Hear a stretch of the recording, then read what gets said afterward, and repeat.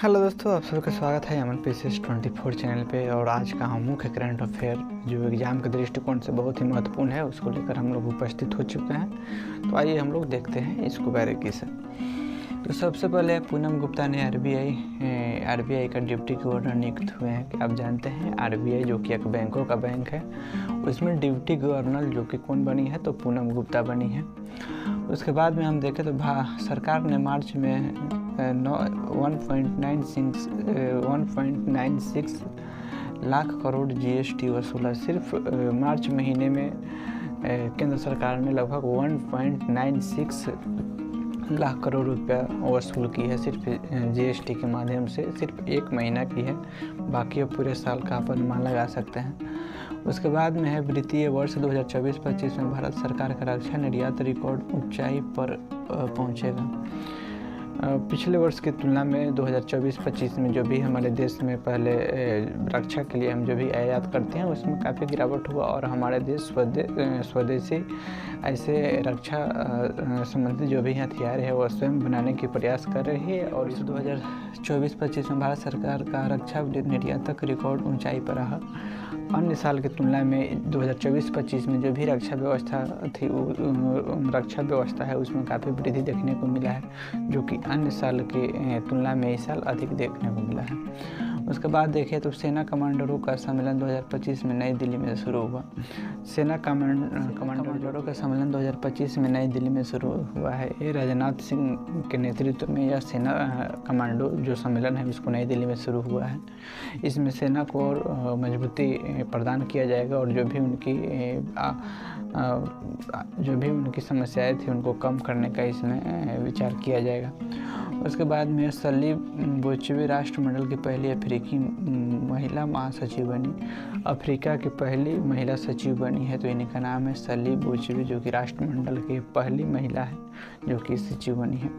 उसके बाद में देखें विंद्रा कंटारिया ने अंतर्राष्ट्रीय हॉकी से लिया संन्यास, जो कि भारत की सर्वश्रेष्ठ महिला थी, जो कि हॉकी में काफ़ी वर्षों से इन्होंने काफ़ी बेहतर प्रदर्शन की है इस खेल में, जो कि अपने सोशल मीडिया के जरिए इन्होंने एक पोस्ट डाला है कि इस खेल से संन्यास लेने वाले हैं।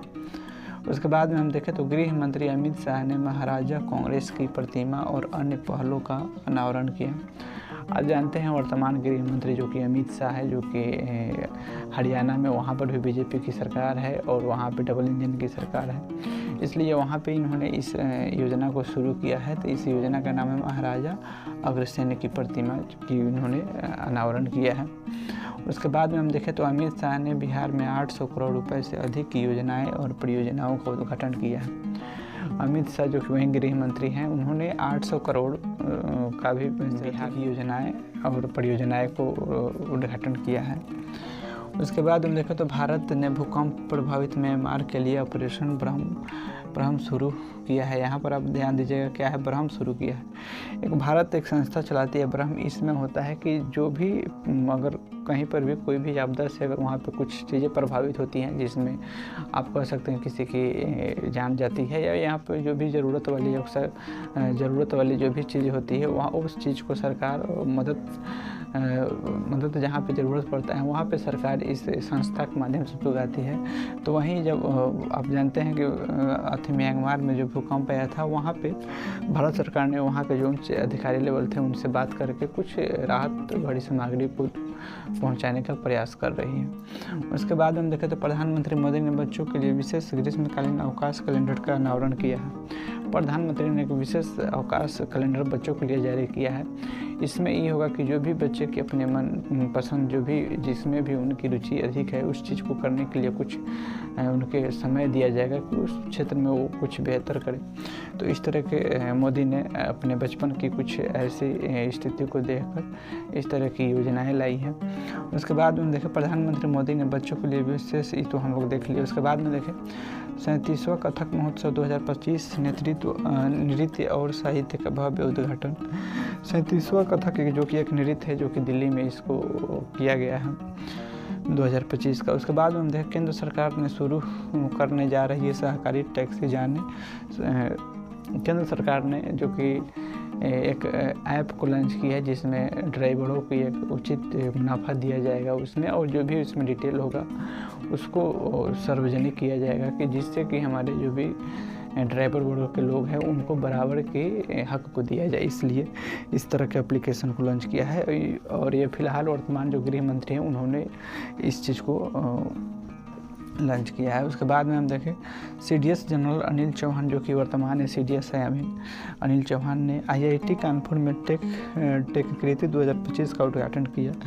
एक कानपुर के लिए CDS जो वर्तमान अनिल चौधरी है इस तरह के चीज़ को उद्घाटन किया। उसके बाद में देखें जापान क्रिप्टो परिसंपत्तियों को वित्तीय उत्पादों के रूप में कानूनी दर्जा देगा रिपोर्ट।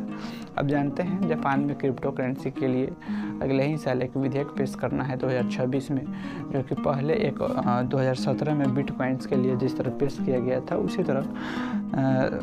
उसी तरह जापान के क्रिप्टो करेंसी के लिए 2026 में अपने संसद में इस तरह के अधिवेशन पेश की जाएगी। उसके बाद में हम देखें निधि तिवारी प्रधानमंत्री नरेंद्र मोदी की निजी सचिव नियुक्त हुई।